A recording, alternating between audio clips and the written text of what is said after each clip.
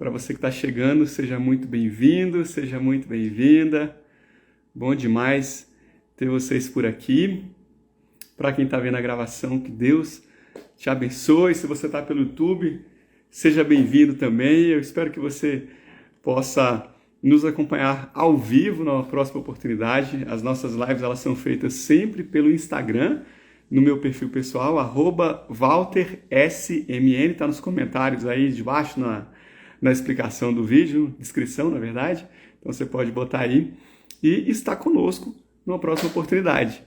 Bom, antes da gente passar para o nosso tema, deixa eu orar aqui rapidamente. Então, se você tiver a oportunidade, feche o seu olho para a gente orar e logo depois a gente inicia, tá bom? Pai, muito obrigado por estarmos aqui na Tua presença, meu Deus. O Senhor tem o controle de todas as coisas, meu Pai. O Senhor sabe de tudo, meu Deus.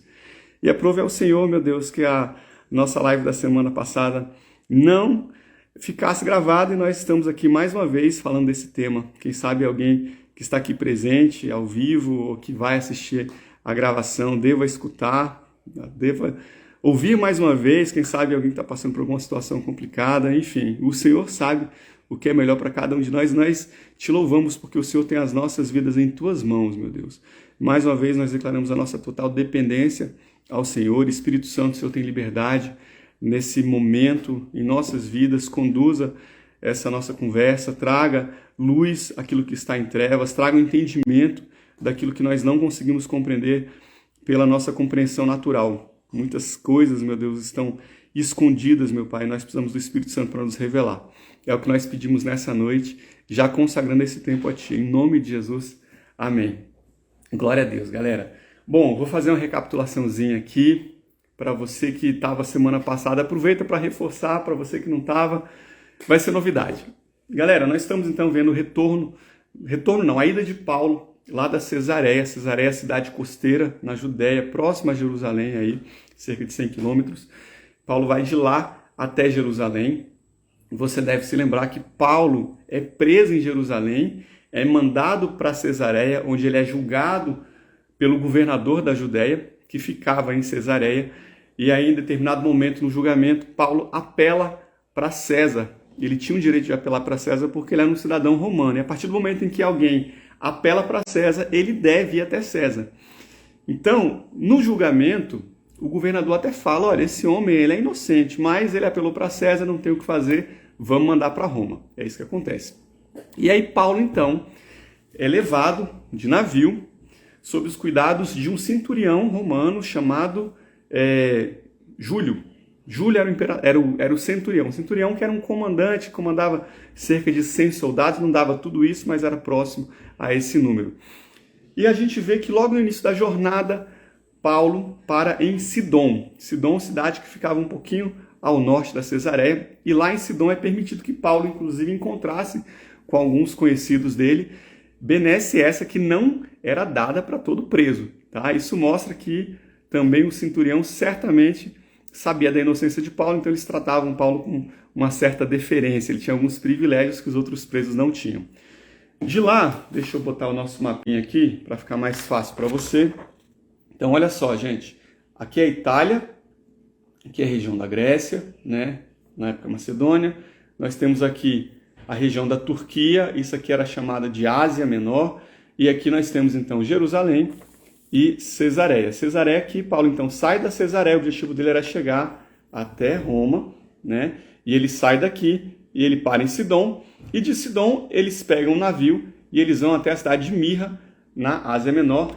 Lá em Mirra, eles entram num navio alexandrino. Alexandrino porque vinha da cidade de Alexandria. Alexandria que ficava no Egito, gente. Era um navio que estava carregado do Egito, levando grãos para Roma. Aí você pode perguntar, poxa, mas por que um navio sai daqui e vem para cá, para o norte, para ir para Roma, ao invés de cruzar num caminho mais direto, mais curto? Se você viu a live passada, você já sabe a resposta. Se você não viu, você vai descobrir logo mais. É uma das coisas que nós vamos falar ao longo da nossa conversa de hoje. Cerca de 1/3 dos grãos consumidos em Roma vinham do Egito. Olha, para quem pensava que lá naquela época no Egito só tinha pirâmide e areia, você acabou de descobrir que lá se produzia muito grão também, que era enviado para Roma. E aí, gente, quando eles chegam na cidade de Mirra, eles entram nesse navio e eles começam então a navegar. Os ventos não estavam favoráveis, eles acabam desviando rumo à ilha de Creta. E lá em Creta, eles param num lugar chamado Bons Portos, uma cidade chamada Bons Portos. Eu vou pegar agora um outro mapinha, que ele é melhor para você ver, que tem um zoom de Creta. Lembrando que eu estou recapitulando o nosso tema da live. Não vai ser a live passada, porque a live passada, como eu já expliquei aqui, não ficou gravada, deu muito problema. Eu estou falando novamente, estou dando a live que nós fizemos na semana passada. Eu estou recapitulando a live anterior àquela, tá? Mas vamos lá. Então, cidade de Bons Portos, eles param em Bons Portos, tá bem aqui embaixo, olha, Bons Portos. Era um lugar que não era adequado para se pernoitar. Por conta disso, Paulo sugere que eles fiquem, aliás, por conta disso não, apesar de não ser bom para pernoitar, Paulo sugere que eles ficassem ali, porque estava num período já de inverno, provavelmente mês de novembro, outubro, novembro, não era bom para navegação, era muito perigoso navegar naquela época, tá? Pouquíssimos navios arriscavam se aventurar no mar, mas o comandante Júlio decide ouvir o capitão do navio e eles resolvem partir de Bons Portos e tentar chegar até a cidade de Fenícia. E aí, gente, nós paramos justamente nesse ponto na nossa live retrasada e nós vamos ver então o que acontece com eles a partir desse momento. Para quem chegou agora, gente, seja muito bem-vindo. Estou muito feliz com algumas pessoas que eu estou vendo aqui, pessoas novas na nossa live, inclusive. Nós estamos aqui, inclusive, com a galerinha frequente, mas grande mestre Glauco está por aí também. Micael chegou também. Que bênção, gente. Sejam bem-vindos. Bom demais ter vocês por aqui. Galera, nós estamos então no capítulo 27 do livro de Atos. Estamos vendo a ida de Paulo lá da Cesareia até a cidade de Roma. Tá? Então, foi isso que nós vimos nas lives anteriores. Vamos seguir a partir do versículo 9. Eu vou pedir para você pegar a sua Bíblia. Se você tiver aí, se não tiver, só preste atenção. Nós vamos ler a partir do versículo 9. Tá bom? Atos 27. Então, vamos lá. Depois de muito tempo, e sendo já perigosa a navegação, pois também o jejum já tinha passado, Paulo os admoestava, dizendo: Senhores, vejo que a navegação há de ser incômoda e com muito dano, não só para o navio e carga, mas também para as nossas vidas. Mas o centurião cria mais no piloto e no mestre do que no que dizia Paulo, que nós acabamos de falar. E como aquele porto não era cômodo para invernar, os mais deles foram de parecer que se partissem dali, para ver se podiam chegar a Fenícia, que é um porto de Creta que olha para o lado do vento da África e do Coro, e invernar ali. Então eles queriam sair daqui de Bons Portos e chegar até Fenícia. Olha, você está vendo que são próximas, né, na ilha de Creta, para que pudessem invernar ali. Tá? Lembrando que em algumas versões fala, eu estou com a outra versão aqui, que fala justamente do período do jejum. Por isso que nós entendemos que estava aqui falando justamente dos meses de outubro, novembro, tá? Segundo o calendário judaico. Versículo 13. Soprando brandamente o vento sul, e pensando eles ter alcançado o que desejavam, levantaram âncora e foram costeando mais de perto a ilha de Creta. Ou seja, até agora parece que a decisão do capitão e do centurião Júlio foi acertada. Entretanto, quando tem entretanto, não é bom, né? Entretanto, não muito depois, desencadeou-se do lado da ilha um tufão de vento chamado Euroaquilão. O navio foi arrastado com violência e, sem poder resistir ao vento, cessamos a manobra e nos fomos deixando levar. Gente, no versículo 4, se você pegar um pouquinho antes, aí, o capítulo 27 de Atos, no versículo 4, já está escrito que eles tiveram de mudar a rota porque os ventos foram contrários. Aí depois, no versículo 7, a mesma coisa. Os ventos também são desfavoráveis, eles não conseguem prosseguir e justamente fazem esse contorno pela ilha de Creta. E agora, no verso 14, nós vemos que um tufão aparece e o navio é levado pelo vento.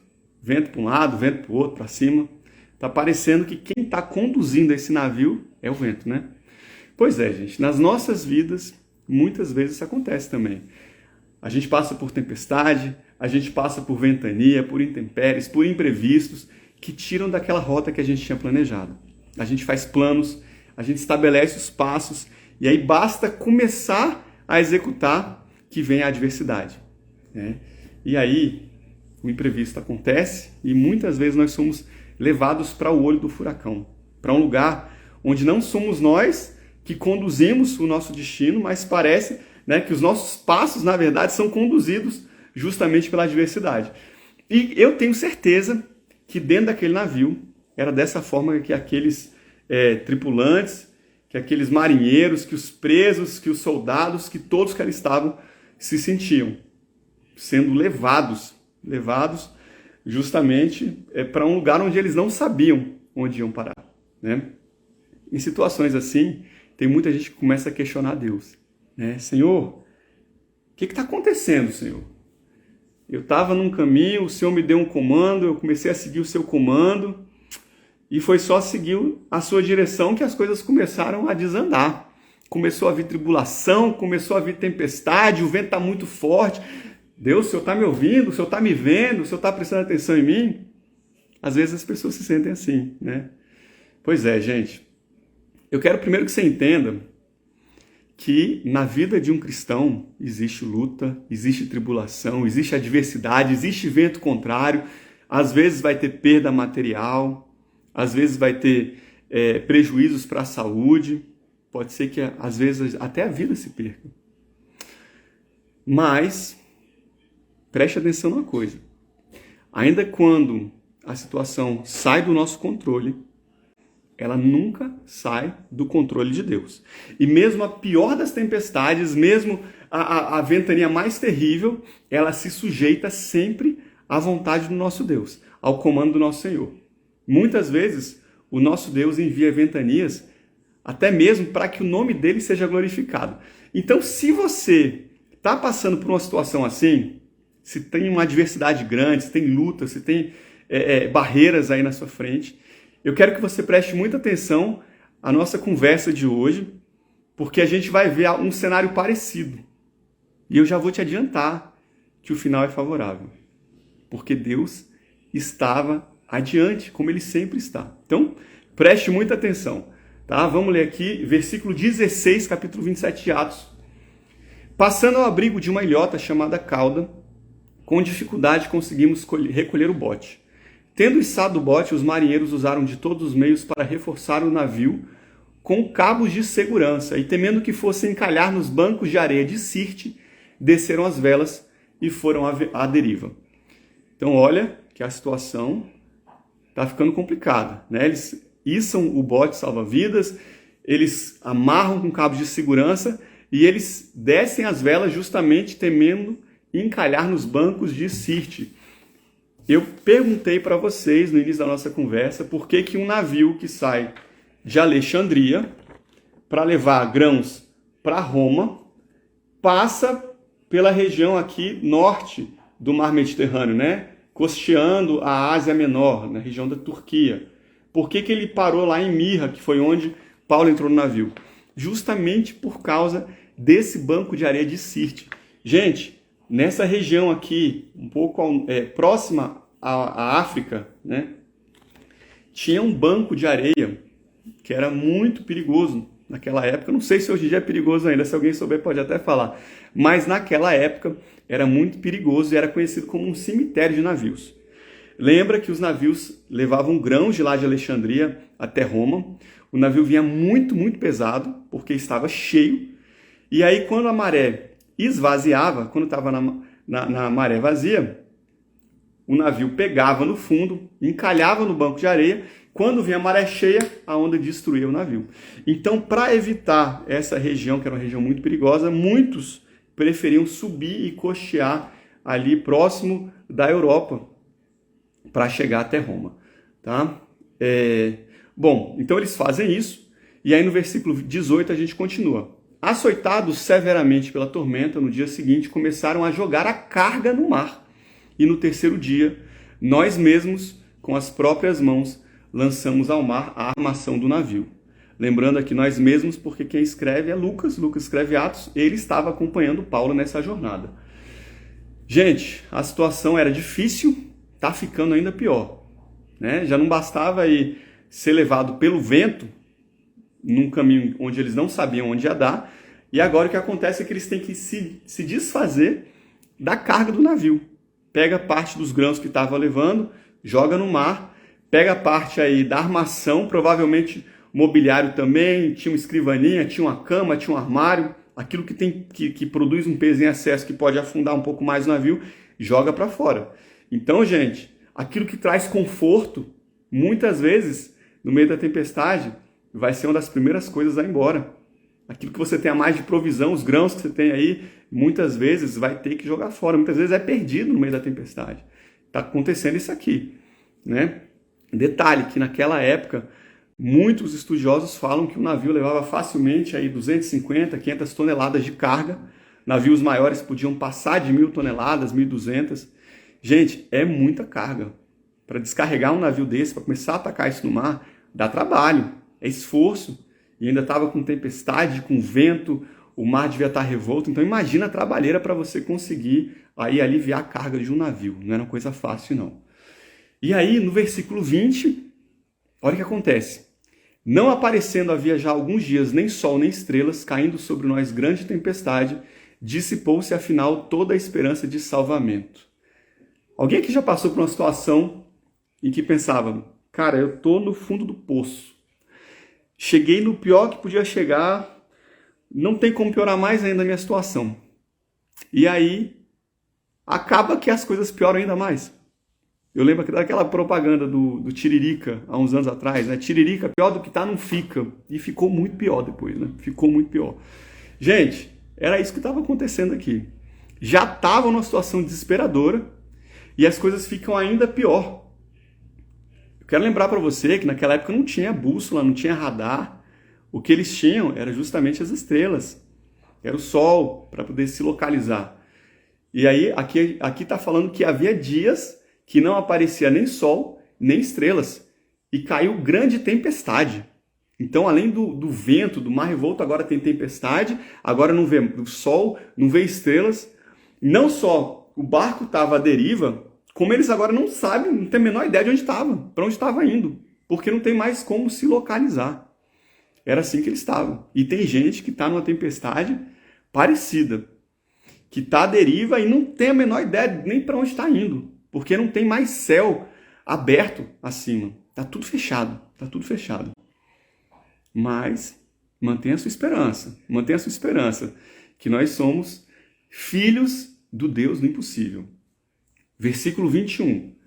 Havendo todos estado muito tempo sem comer, Paulo, pondo-se em pé no meio deles, disse: Senhores, na verdade era preciso terem me atendido e não partir de Creta para evitar esse dano e perda. Lá em Creta, Paulo virou e falou: gente, vamos ficar aqui em bons portos, senão vai ter prejuízo para a carga, para o navio e para as pessoas. E agora Paulo levanta e fala: era bom vocês terem me escutado lá atrás. Gente, é tudo que você quer ouvir quando você faz uma coisa errada, né? Quando você toma uma decisão errada, a melhor coisa é alguém chegar e falar: tá vendo? Não falei que ia acontecer isso, não falei que ia dar problema. Quem não gosta de ouvir isso, né? Parece até que Paulo estava falando para jogar na cara, né? Para ficar de pirraça com o pessoal lá. Mas, gente, não era isso não, viu? Eu acho que se eu estivesse lá, sendo bem sincero, eu provavelmente estaria falando com esse propósito mesmo, viu? Que eu ia estar tão indignado. Viu? Vocês não me escutaram, deu esse problema. Mas Paulo, gente, Paulo não está falando por causa disso não. Paulo estava chamando a atenção para o fato de que ele já havia alertado anteriormente e o conselho dele era um bom conselho. E ele faz isso porque ele vai dar um novo conselho. E ele desejava garantir que as pessoas escutassem e atendessem a recomendação que ele ia dar. Então, gente, logo no versículo seguinte, Paulo vira e fala assim, mas agora, antes você não me escutou, mas agora eu aconselho que tenham coragem, porque nenhuma vida se perderá, mas somente o navio. Porque essa mesma noite um anjo de Deus, a quem eu pertenço e a quem sirvo, estava comigo dizendo: Paulo, não tenha medo. É preciso que você compareça diante de César. E eis que Deus, por sua graça, lhe deu todos os que navegam com você. Gente, se a situação não estivesse no controle de Deus, era para ficar desesperado mesmo. Mas Deus estava no controle dessa situação. Eu tenho para mim que, desde o início, Paulo já tinha essa certeza de que ele iria chegar até Roma, que ele ia chegar bem lá. E eu falo isso porque se você acompanhou a nossa live, ou se você lembra aí do livro de Atos, caso você não tenha acompanhado, quando Paulo foi preso em Jerusalém, que ele foi levado diante do Sinédrio, logo depois disso, Paulo está dormindo, e o próprio Senhor aparece para ele e fala: Paulo, da mesma forma que você falou aqui, você vai testemunhar ainda lá em Roma. O próprio Senhor, Jesus, havia aparecido para ele e falado isso. Se Jesus fez essa promessa ia se cumprir porque Paulo estava em obediência ao Senhor. Então eu tenho para mim que Paulo já sabia: ó, essa tempestade está acontecendo aqui, as coisas não estão boas, o mar está revolto, não estou vendo estrela, não estou vendo o céu, não sei para onde eu estou indo, estou sendo levado pela adversidade, mas o Senhor me falou. E se o Senhor me falou, vai acontecer. Mas Deus é tão bom que Deus manda um anjo para tirar qualquer dúvida, qualquer beicinho de dúvida, porque às vezes a gente escuta, a gente sabe, mas assim, tem uma parte nossa que pensa: mas será que eu entendi errado? Deus, será? Aí Deus manda um anjo, e o anjo vai e reforça para Paulo que não apenas ele seria salvo, mas todos do navio seriam salvos pela graça de Deus, por amor a Paulo. Gente, olha como isso aqui é forte. Pare e pense um pouquinho no que está dizendo aqui. As escolhas ruins que nós fazemos, elas trazem consequências para as nossas vidas, tá? Isso vai acontecer. Veja que a escolha errada deles trouxe consequência para o navio e para a carga. Mas pela misericórdia de Deus, as pessoas seriam salvas. Agora as pessoas seriam salvas por amor a Paulo. A graça de Deus por amor a Paulo. Olha um contraponto que a gente tem que fazer nesse momento.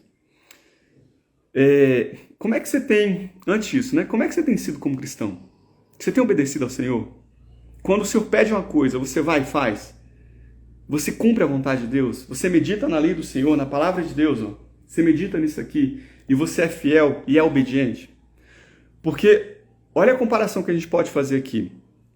Paulo e Jonas. Gente, 2 homens de Deus, 2 servos do Senhor, um em obediência e um, em determinado momento, em desobediência. Se você se lembrar aí da história de Jonas, teve um momento que o Senhor aparece para Jonas e fala assim: Jonas, meu profeta, eu preciso que você vá até Nínive. O pessoal lá é ruim demais, mas você vai pregar arrependimento. E eles vão se voltar para mim. E pensa num povinho ruim, mas ruim mesmo, mal, perverso, era o povo de Nínive. E aí Jonas, com sua justiça própria, muitos de nós temos justiça própria, né? Não, Senhor, eles não merecem isso, não. Eles não merecem se arrepender e serem salvos, não. Eles são terríveis. Vou picar a mula, vou para outro canto. Jonas vai, entra num barco. E aí, o barco em que Jonas estava quase naufraga. Quase naufraga. A ponto de acordarem Jonas. E aí ele fala: é por minha causa. É por minha causa. Pode me tacar no mar. Quando você me tacar no mar, quando vocês me tacarem, a tempestade acaba. O mar fica tranquilo de novo. E eles fazem isso.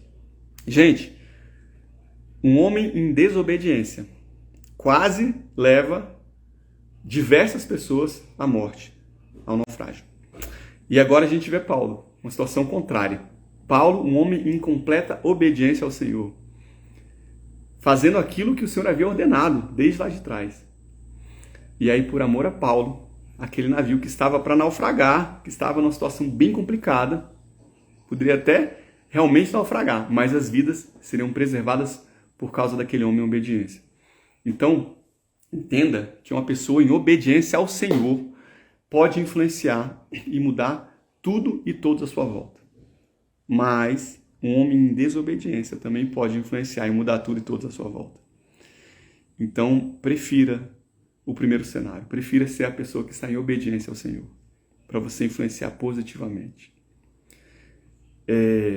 Vocês estão entendendo até agora, gente? Eu não estou vendo aqui os comentários. Pararam? Deixa eu só ver se vocês estão bem, estão ouvindo, tá boa a imagem, tá bom o som. Só dá um sinalzinho aí para eu saber que vocês estão acompanhando. Enquanto você faz isso, eu quero trazer 2 exemplos aqui. Primeiro é um exemplo rapidinho. Quem lembra aqui da história de Jacó e Labão? Jacó vai até a casa de Labão E aí, por causa da obediência de Jacó, da fidelidade de Jacó, Labão prospera. Labão prospera, gente. Porque Jacó foi obediente.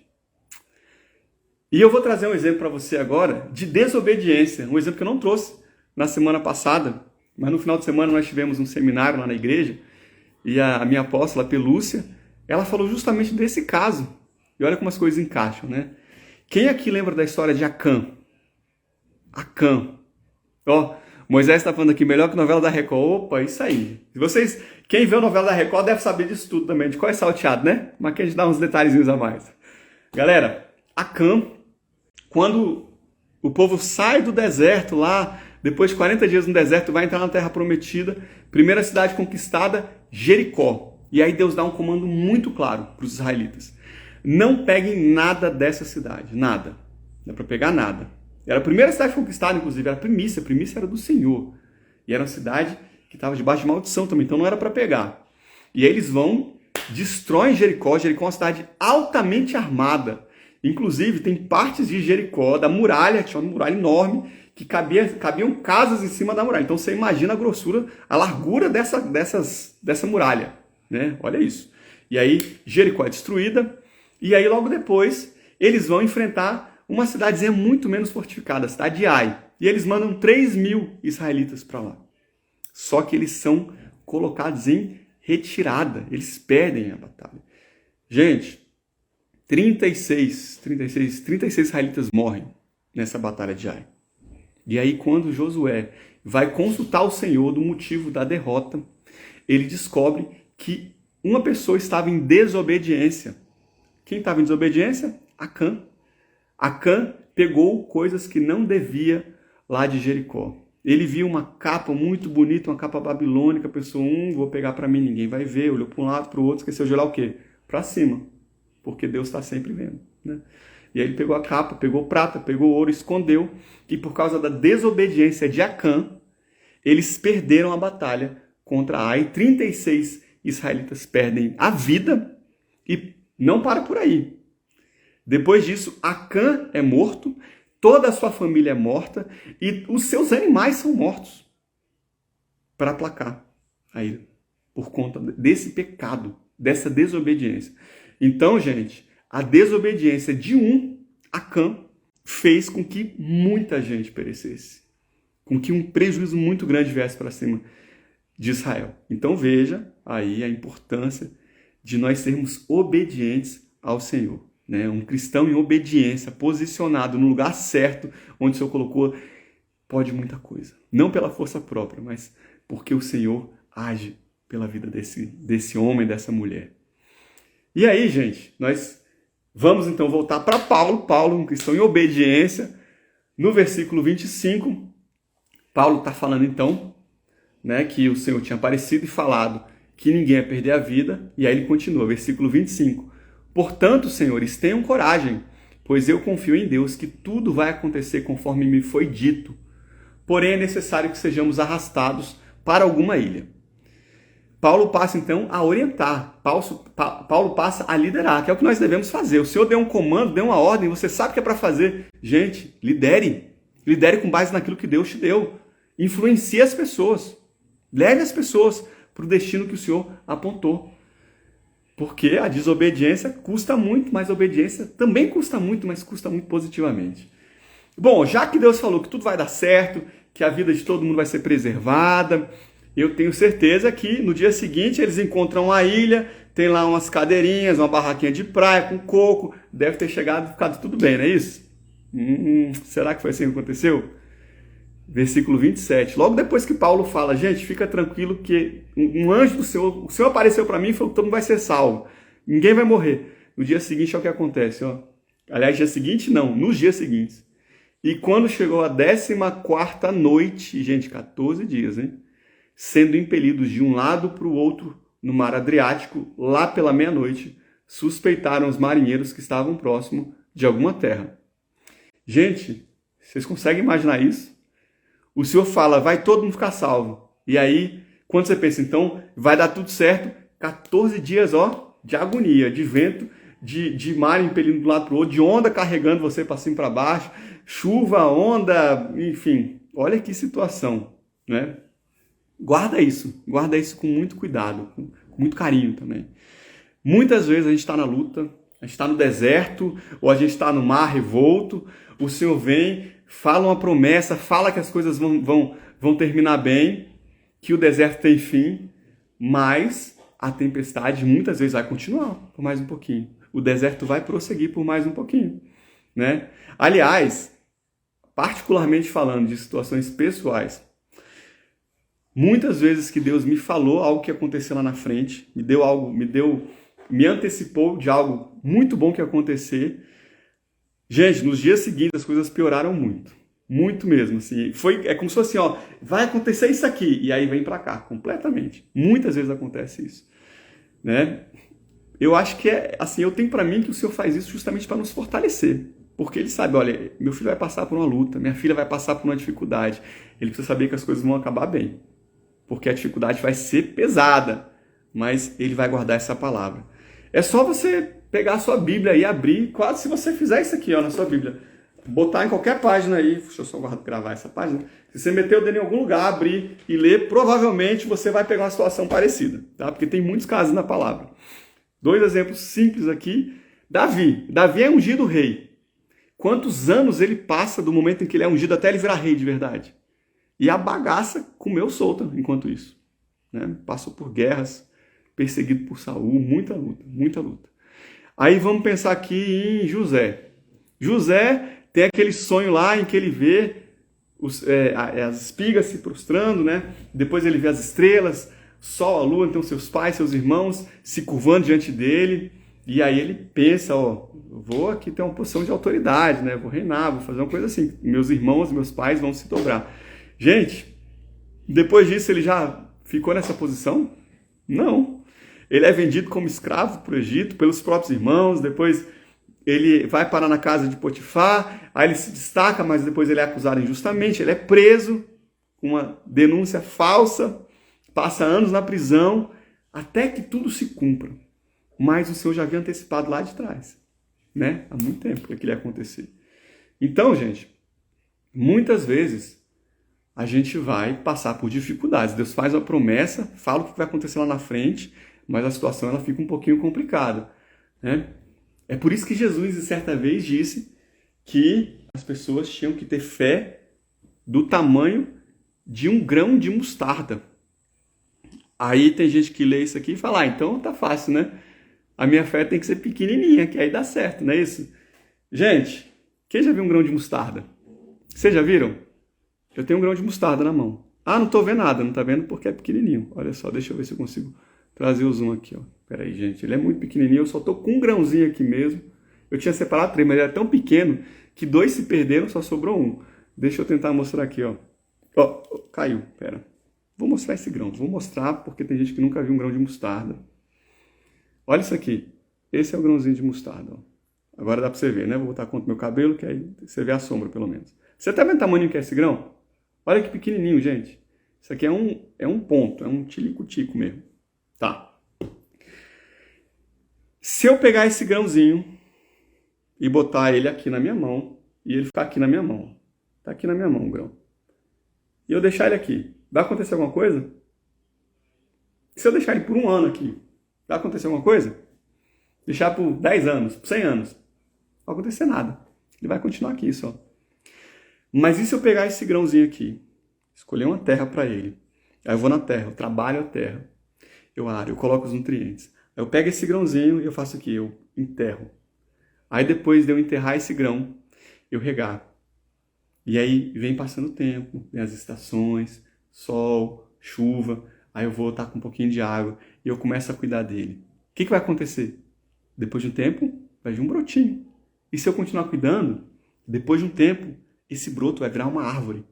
E, gente, se você nunca viu uma árvore de mostarda, agora não, depois você vai no Google e você pesquisa árvore de mostarda. E você vê a foto da árvore de mostarda. Como é bonita, como é frondosa, como ela é grande. Traz abrigo, traz alimento, traz sombra. Então, gente, é assim que tem que ser a nossa fé. Por isso que o Senhor usou como exemplo um grão de mostarda. É por isso que ele usou esse exemplo. Porque é um trenzinho tão pequenininho. Mas se você nutrir, se você cuidar, se você cultivar diariamente, isso aqui que é pequenininho hoje, daqui a um tempo, está enorme e está produzindo os frutos. Então é assim que tem que ser a nossa fé. Você recebeu a palavra de Deus. Você ouviu a promessa de Deus. Aí você faz o quê? Você pega essa promessa, aí você bota no seu coração. E aí diariamente vai vir a luta, vai vir a adversidade. E você faz o quê? Não. O Senhor me prometeu isso. Aí você vai e você rega, e você traz para si a promessa, e você age em cima dessa promessa. Lembrando daquilo que o Senhor falou. E você continua alimentando essa promessa, essa palavra. É essa que é a fé, igual a um grão de mostarda. É isso que o Senhor estava falando naquela ocasião. Então, gente, mantenha a sua fé, tá? Mantenha a sua fé, tá? Exatamente, não é só pelo tamanho, mas sim pela potência que existe. Exatamente, é a potência que existe. Se você nutrir, se você cuidar, é o que vira, tá? E aí, gente, então, aqueles marinheiros estavam naquela situação. E lançando, versículo 28, e lançando o prumo, acharam 20 braças. Ou seja, quando eles acharam, né? Deixa eu ler o versículo anterior aqui. Lá pela meia-noite, suspeitaram os marinheiros que estavam próximos de alguma terra, isso depois de 14 dias, né? E aí o que eles fazem? Eles lançam um prumo, ou seja, eles pegam algo para medir, um prumo, e aí eles pensam numa cordinha, aí ele pega uma corda com peso e aí lança na água para ver qual que era a profundidade. E acharam 20 braças. E passando um pouco mais adiante, tornaram a lançar o prumo e acharam 15 braças, ou seja, está ficando mais raso. E temendo dar em alguns rochedos, lançaram da popa 4 âncoras, desejando que viesse o dia. Gente, eu não sei se vai bater em alguma coisa, era escuro, não tinha lanterna, holofote, devia ter uma velhinha ali, mas provavelmente não iluminava muita coisa. Imagina, se alguém aqui já andou de cruzeiro, gente, é muito escuro, você não consegue ver 5 metros na sua frente. Então você imagina naquela época lá. Fizeram o quê? Lança as âncoras no mar e torce para amanhecer para a gente poder ver alguma coisa, porque pode ser que a gente bata em algum rochedo. Bom, versículo 30, procurando, porém, os marinheiros fugir do navio e tendo já deitado o batel ao mar, ou seja, o botezinho no mar, como querendo lançar as âncoras pela proa, disse Paulo ao centurião e aos soldados: se estes marinheiros não ficarem no navio, não podereis salvar-vos. Ou seja, se esses marinheiros fugirem, como eles estão querendo fazer, vocês vão morrer. Nós vamos morrer, porque não vai ter ninguém para pilotar o navio. Simples. Ninguém sabe pilotar o navio, só o marinheiro. Então, foi o que Paulo falou.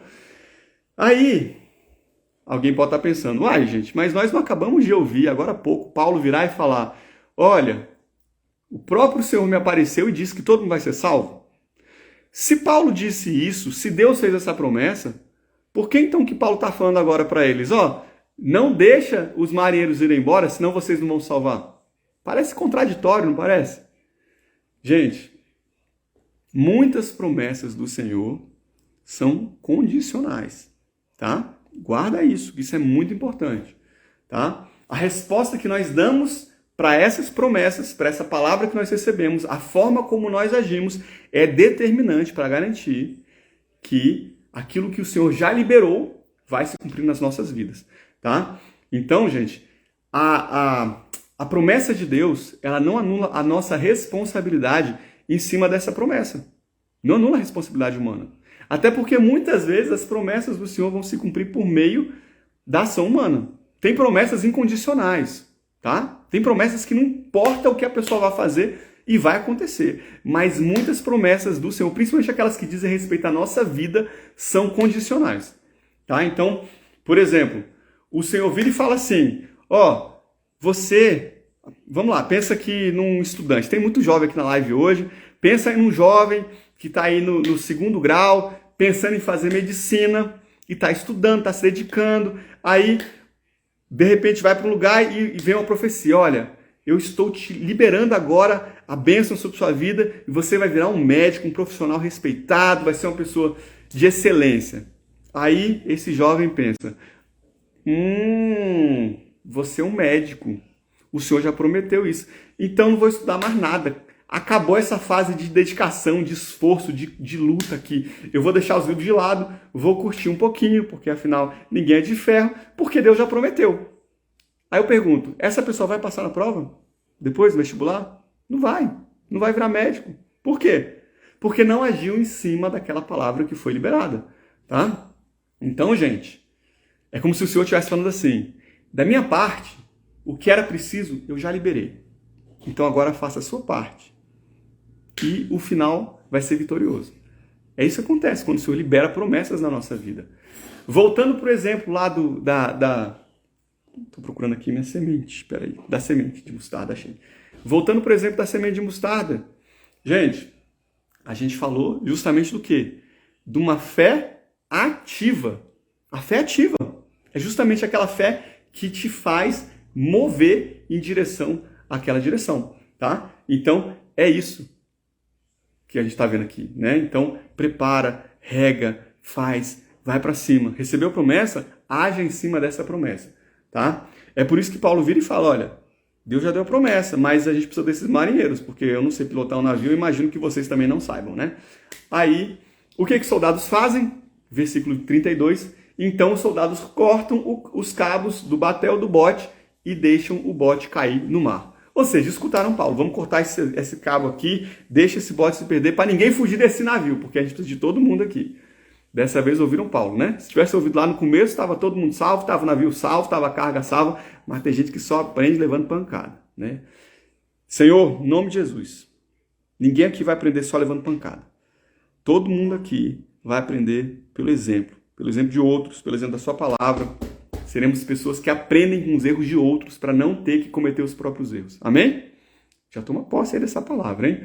Bom, versículo 33. Entretanto, que o dia vinha, Paulo exortava a todos a que comessem alguma coisa, dizendo, é hoje já o 14º dia que esperais e permaneceis sem comer. Gente, estava todo mundo sem comer já há 14 dias, devia estar todo mundo muito desesperado, sem fome, alguns deviam estar fazendo aí, pensando, vou ficar sem comer. Lembra que naquela época tinha de tudo, tinha pessoas que adoravam vários ídolos, podia ter gente fazendo promessa, enfim. Estava todo mundo com fome, não havendo provado nada. Portanto, exorto-vos a que comais alguma coisa, pois é para a vossa saúde, porque nenhum cabelo cairá da cabeça de qualquer um de vós. Olha Paulo aqui fortalecendo aquele povo. Gente, Paulo, mais uma vez, se agarrando à promessa de Deus, né? Mesmo com a situação piorando cada vez mais, mas ele está se agarrando. Deus falou que ia tirar o povo do buraco, não falou? Vai sair, uma hora vai sair. Esse barco já está quase, eles já estão quase saindo do barco. Vamos lá. E havendo dito isso, tomando pão, deu graças a Deus na presença de todos, e partindo, começou a comer. E tendo todos bom ânimo, puseram-se também a comer. Gente, olha que coisa maravilhosa.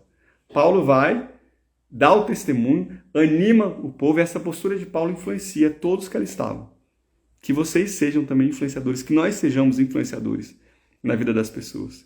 Pessoas que estão preocupadas e desesperadas, que estão sem direção, sem rumo, que nós sejamos essas pessoas que vão trazer bom ânimo, boas novas, que vão trazer esperança para essas vidas. Então Paulo vai, dá mais um testemunho da fé dele, come, agradece a Deus e leva as pessoas justamente a se animarem também. E aí, gente, versículo 37, e éramos ao todo no navio 276 almas. Gente, tinha muita gente no navio, hein? 276 pessoas. E refeitos com a comida, aliviaram o navio, lançando o trigo ao mar. Olha que coisa, né? Mais uma vez, esse navio estava levando trigo, levando grãos, de lá, de Alexandria, até Roma. O que eles tinham que fazer para receber o dinheiro quando chegasse em Roma? Entregar o trigo. Se você não tem trigo, não tem dinheiro também. E eles estavam pegando o resto da carga que tinha ainda no navio e lançando no mar. Gente, pois é, né? As dificuldades têm esse poder. Tem esse poder de nos fazer repensar as prioridades.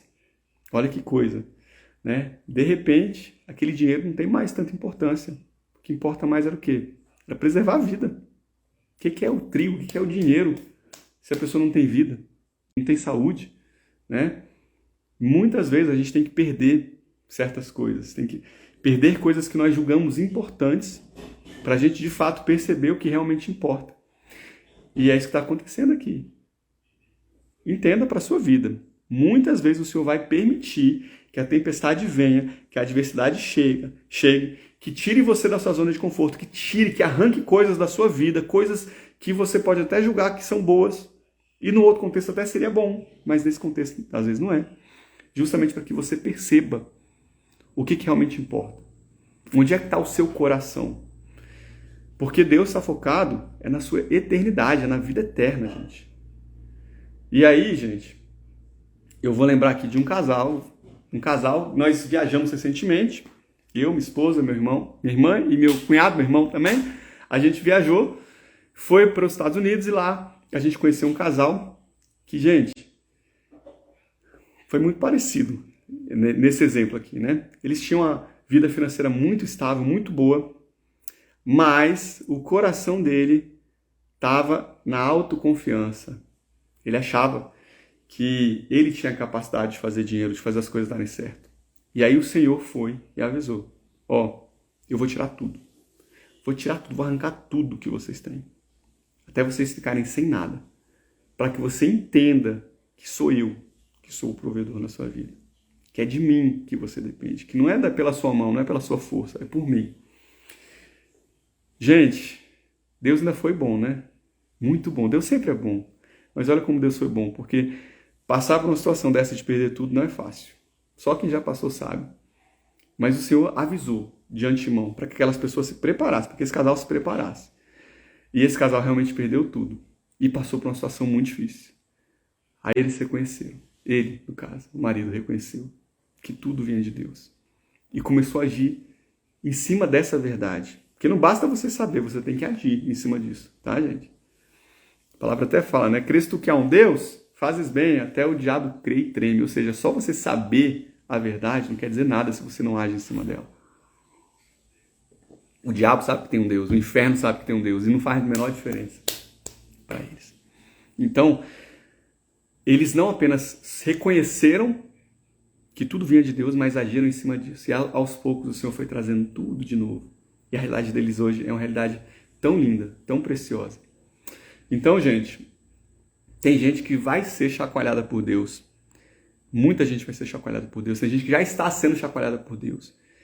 E eu espero de coração que ninguém aqui precise passar por isso, que ninguém precise receber esse chacoalhão de Deus.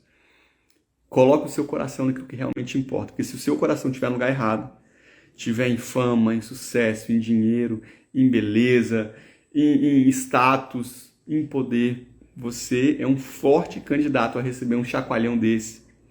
E um chacoalhão de Deus, meu amigo, não é mole não, não é igual um chacoalhão humano não, te garanto. Vai cair tudo, tudo, tudo. Porque o foco de Deus é a salvação, é a eternidade. Ele está preocupado com o nosso coração, tá? Bem material quer dizer nada, nada, nada. Tá bom? Bom, novamente, que nós possamos aprender com os erros dos outros. Vamos para a parte final do capítulo 27, para a gente encerrar. Comentário do Xande, vários trigues tristes ficaram sem trigo. Pois é, com certeza. Versículo 39, sendo já dia, não conheceram a terra, enxergaram, porém, uma enseada que tinha praia, viram a praia. E consultaram sobre se deveriam encalhar nela o navio, e levantando as âncoras, deixaram ir no mar, largando também as amarras do leme, e alçando a vela a maior o vento, dirigiram-se para a praia. Dando, porém, num lugar de 2 mares, encalharam ali o navio, e fixa a proa ficou imóvel, mas a polpa abria-se com a força das ondas. Ou seja, o navio encalhou pertinho do mar, ou pertinho da praia, mas estava vindo as ondas e estava dando contra o navio. Então a ideia dos soldados foi que matassem os presos para que nenhum fugisse, escapando a nado. Gente, olha que situação. Imagina um preso tendo passado por 14 dias aí, num perrengue, uma chuva, um vento, uma tempestade, a deriva, acabou, lança tudo no mar, passa por isso, por aquilo, para quando finalmente está vendo a praia, vem um soldado com uma ideia maravilhosa, mata todos os presos para que ninguém fuja. Por quê? Porque se um preso fugisse e aí descobrissem, o soldado perdia a vida, né? O soldado tinha que passar pela mesma punição que o preso passaria, né? Então, mata todo mundo. Mas, gente, olha que coisa, eu não falei que quando você é um servo de Deus em obediência, você influencia a vida de outras pessoas positivamente? Olha de novo a influência de Paulo na vida daqueles presos agora. Mas o centurião, querendo salvar Paulo, lhes estorvou esse intento e mandou que os que pudessem nadar se lançassem primeiro ao mar e se salvassem em terra, e os demais uns em tábuas e outros em coisas do navio. E assim aconteceu que todos chegaram à terra salvo. Gente, o centurião Júlio queria salvar Paulo, e por causa disso ele impede que os presos fossem mortos, por causa de um homem, de Paulo.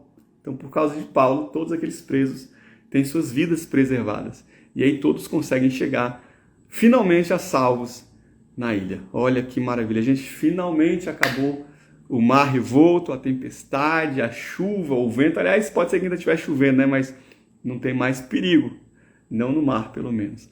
Glória a Deus. Chegaram do outro lado, né? Então, gente, se você está passando por uma tempestade, por um deserto, não perca a esperança, não perca a sua fé.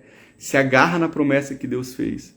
Porque o Senhor não é homem para que minta, não é filho de homem para que se arrependa, para que volte atrás. A palavra do Senhor nunca volta vazia.